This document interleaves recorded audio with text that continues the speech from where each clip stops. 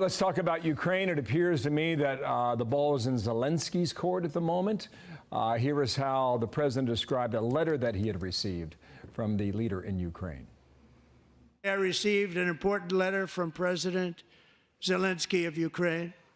The letter reads, Ukraine is ready to come to the negotiating table as soon as possible. Regarding the agreement on minerals and security, Ukraine is ready to sign it at any time. We've had serious discussions with Russia and have received strong signals that they are ready for peace. It's time to halt the killing.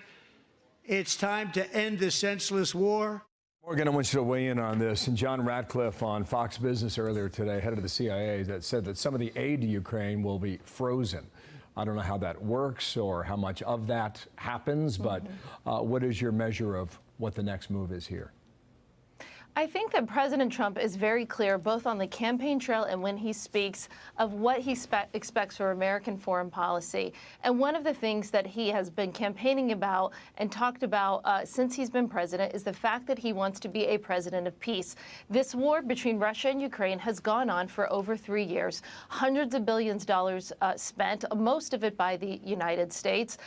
Europeans are also spending this as well. And importantly, hundreds of thousands of lives lost as well, at a minimum, in this war.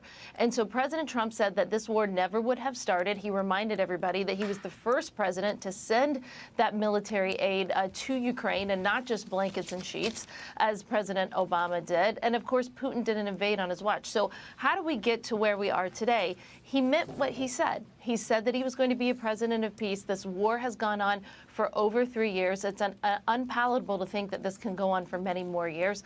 So he wants to get to a resolution because it's in the best interest of the Ukrainian people, of our European partners and allies, and of course in the best interest of the American taxpayer.